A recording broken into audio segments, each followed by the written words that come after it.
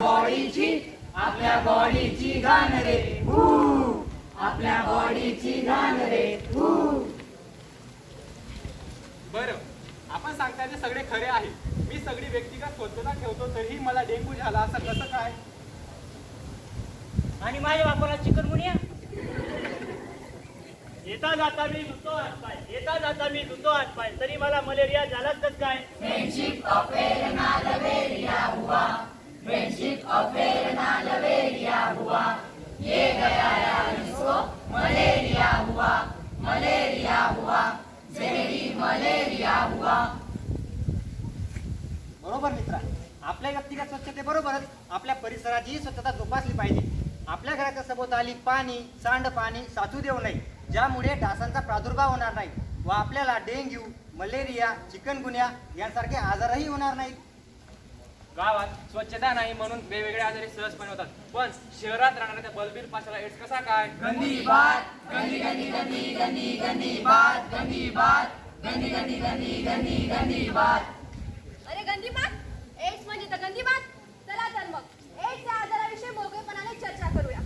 AIDS हा प्रामुख्याने 3 कारणांनी होतो. 1. असुरक्षित लैंगिक संबंध. 2.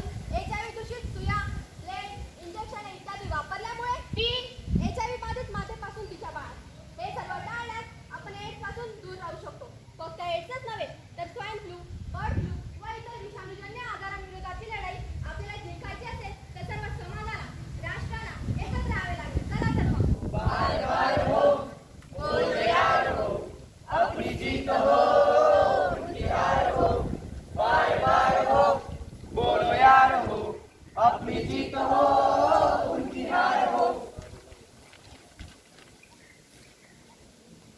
हो मित्र, विविध आजार निर्माण करणाऱ्या जीवाणूंना जर आपल्याला हरवायचे असेल तर औषधोपचाराबरोबरच प्रतिबंधात्मक उपायही योजले पाहिजे. लहान बाळांना जन्मापासूनच योग्य वेळेवर लसीकरण केले पाहिजे, कारण लहान मुले ही तर आपल्या राष्ट्राची खरी संपत्ती व आपल्या राष्ट्राचे भविष्य.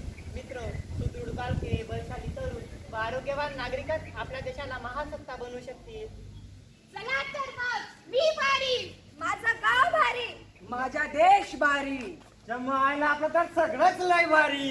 माऊली माऊली माऊली माऊली माऊली माऊली विठ्ठल तुझे, विठ्ठल विठ्ठल विठ्ठल विठ्ठल विठ्ठल विठ्ठल